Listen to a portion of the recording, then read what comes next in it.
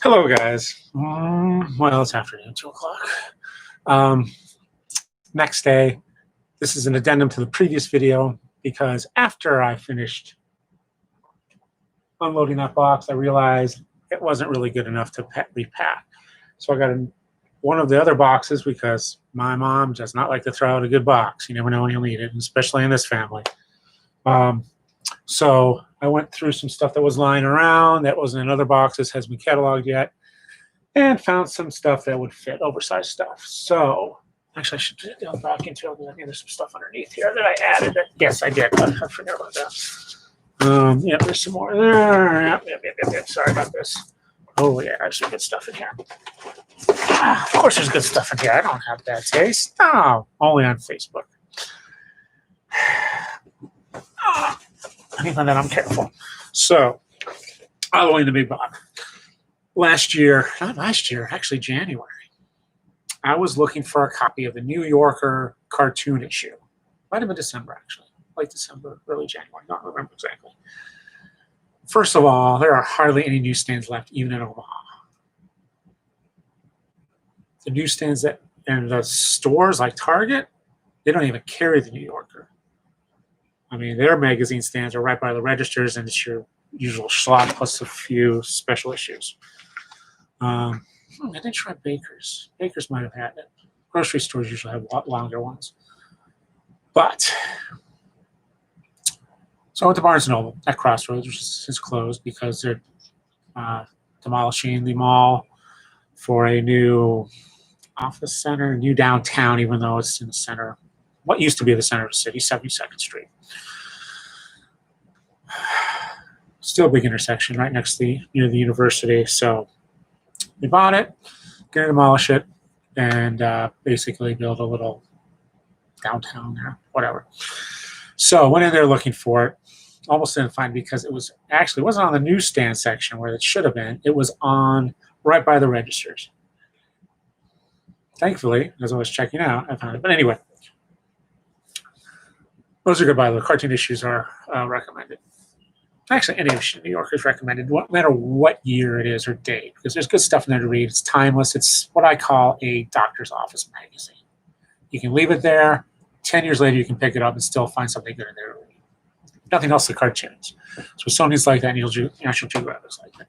So anyway, I checked out their discounts pile, the clearance, and found this. DC Comics year by year.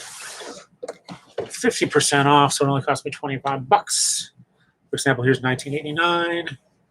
Batman came out, but you have Sandman. This is, let's see what else.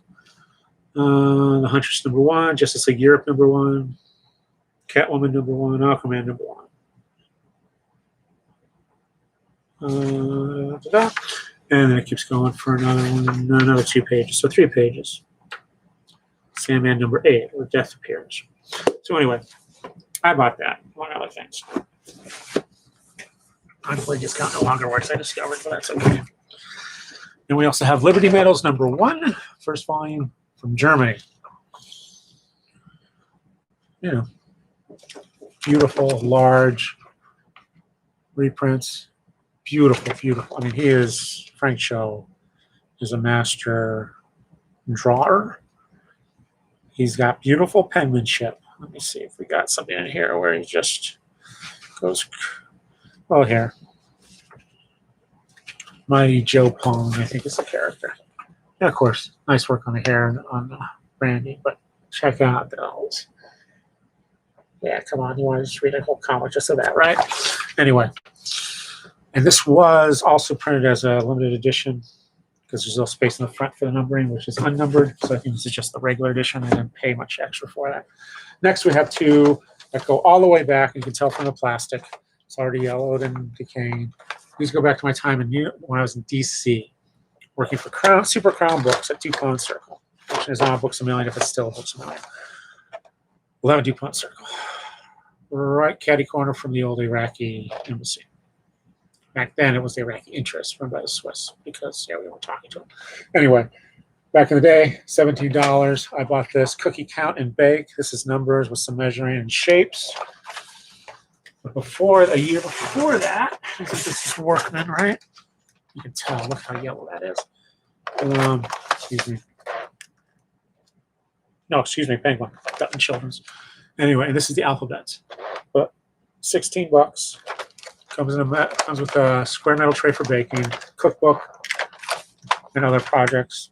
These were letters, those numbers like, hey, for 16, and I got I think a 30% discount on this, my employee discount. I'm like, hey, I'm buying it. Still haven't used it.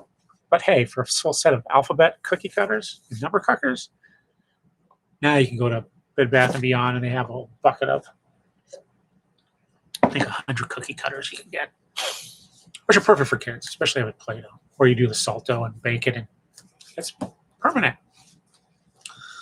Then we have Little Fox in the Forest, picture book from, they just photo it, nice. Schwartz and Wade books. But again, it's comics. So I grabbed it. And we have 2 arcs of Moo Moo and a Tutu. Very simple arcs. These aren't even stapled or bound. They're just loose, which is fine. But again, you send these out to publishers. The publishers send these out to reviewers and retailers to let them know what to expect. Now, this is something I came across frequently. As I was sending up dummy books, here is a dummy for the big book of supervillains. But again, what they did is they just pasted over the cover on top of the big book of superheroes. This is a series of books for kids from Downtown Bookworks. They do also board books. Again, just using that wonderful Jose Luis, I forget his name, Garcia Lopez, stock art that he did, I think late 70s, early 80s, for licensees to use. You just take that wonderful, accessible style, and t-shirts are great. Here, not for kids, Viz, The Bag of Slugs. This is, I think, an annual. It's 6 issues. Not for sale to children. It says right there on the back. 10 pounds. Really like the annuals. Very cheap paper. And it's just the whole magazine minus some ads. Again, very schlocky humor for people who haven't quite grown up yet. Okay, so that's in the bottom of that. Then I've already done. Now we have this, which is one of my regrets, but hey, you live and learn. C2E2 a few years ago, Graham Cracker Comics out of Chicago had this at their booth.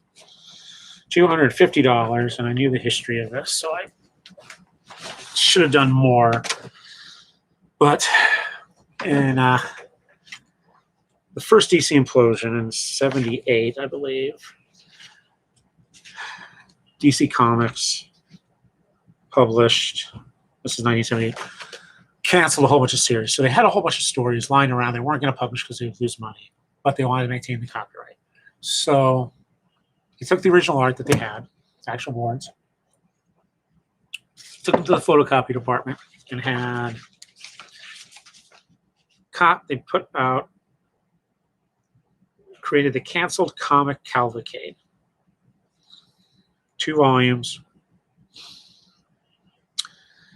I think there are only 35 copies. 34 of which will go to the creators and the copyright people. Set 35 will go to Bob Overstreet to show the world it actually happened. Bob Overstreet being in charge of the price guide. So they just, this is like the ultimate ash can. These were bound, not like this, but actually square bound kind of, with a blue cover. Actually did some research later. $225, so that's what I sold about it. Later I discovered this was a photocopy bootleg, but still it's nice to have. I shouldn't have spent $225, but live and learn. And there's the second volume. A lot of these stories have since been reprinted somewhere elsewhere in color. If you look up Canceled Comic Cavalcade at comics.org, they will show you the complete contents and where, if they've been reprinted elsewhere. When he was senior VP at DC, I suggested to Bob Wayne that they reprint this as a showcase volume, black and white, because it's already black and white. No one's seen it.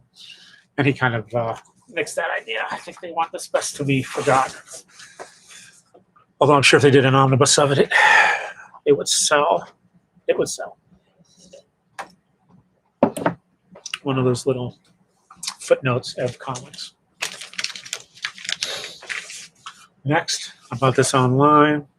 First comic I ever read is in here, actually. But this is The Best of Spidey Super Stories. Stan Lee. And hardcover edition. 71 to 78.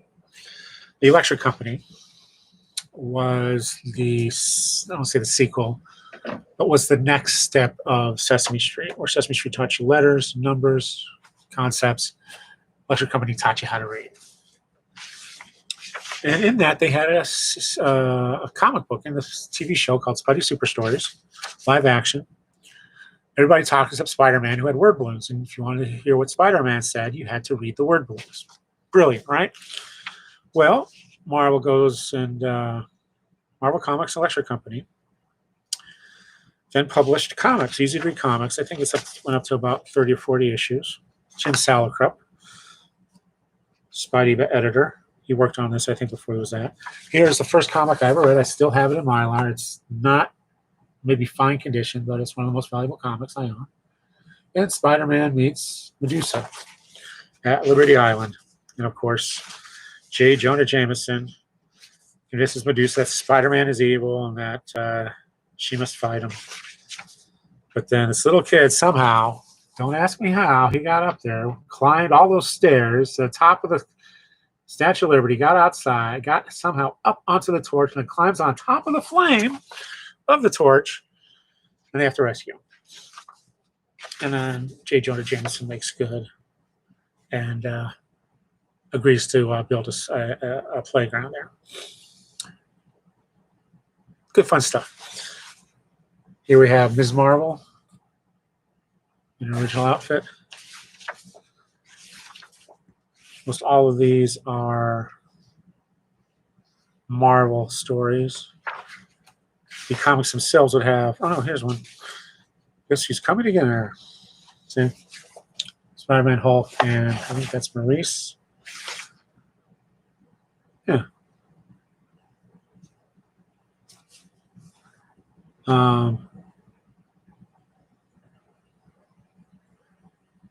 Wow. The Electric Company's having a party, so they invite, I haven't read this before, Walter Cronkite. There's Mr. Hooper, Sesame Street, with the camera. And Peter Parker's invited as well.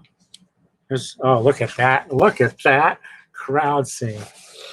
How many people do you recognize? And the Hulk, of course, is a party pooper.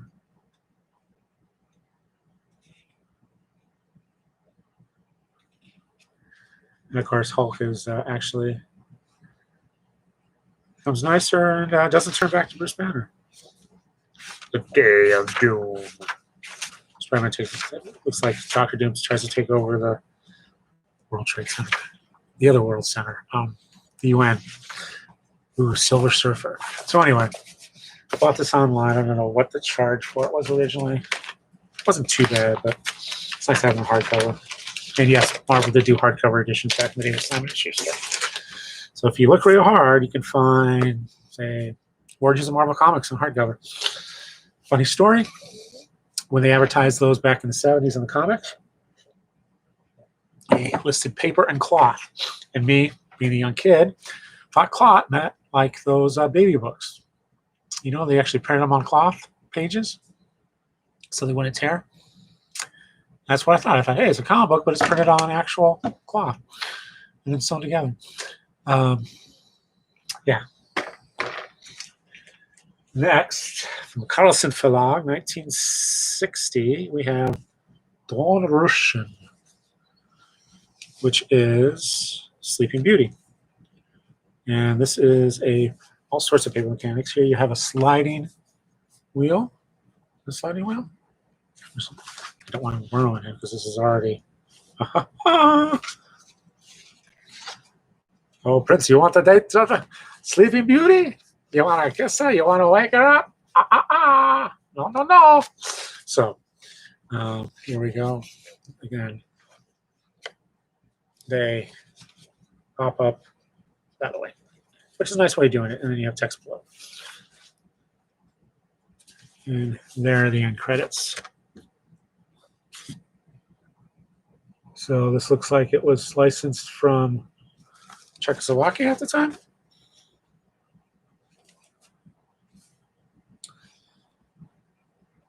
And there is the author's signature, artist's signature. You can read it. I can't. And I can read German. Okay, what do we got in here? The bag is from Canada. Planete BD.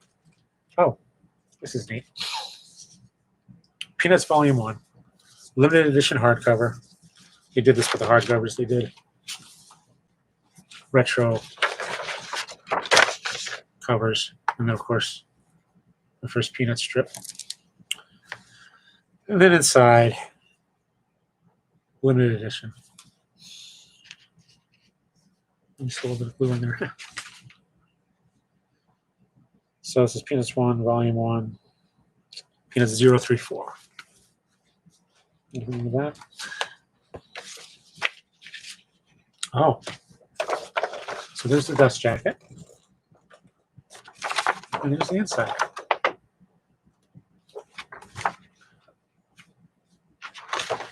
Don't know where that's from. Animation, maybe? Looks like a storyboard, maybe. Anyway, so don't know if they still offer those, but for Peanuts fans, it's a nice little thing. And the comics aren't bad. If you get a chance, try and find the Dell comics. Charles Schultz wrote those, I believe, but he authorized a friend of his to do the illustrations. Only time. Oh, there were 2 times where he actually authorized other people to produce work. Well, if you don't count the cartoons, there was that, and then there was is it Everhard did the fine arts. Here we have Header M, Volume 4, Zen of Wonder. I don't know if they're still in business, but they showed up at the library shows, and Looking Glass War, yeah. Bill Sienkiewicz cover. Nice. Don't know what the story is, but anybody who's going to take the time and energy to market to libraries is okay. My book here. Still, I've read the graphic novel, so I've read the story. Vision by King, Walter and Bel Air. Vision decides to explore humanity, so he moves to the suburbs, creates his own family. Yes. King was a sitcom. On the Eisner here. Story by Franco from Yeah Comics. But art by Sarah Richard, The Ghost, the Owl. This is a C2E2 exclusive to show you how amazing the artwork is. Here, this one's better. For my low res. And both of them signed it. And I got her to do a self-portrait. Sarah Richard. And then we have my good friend, Jean Ha May. Self-published. This is an ongoing series. Kickstarter edition, I believe this one is. But again, top 10 was his first big work with Alan Moore at America's Best Comics. If you're a kid, stop by his table at any show. He'll do a free sketch for you. You can draw anything. Seriously. That's strange.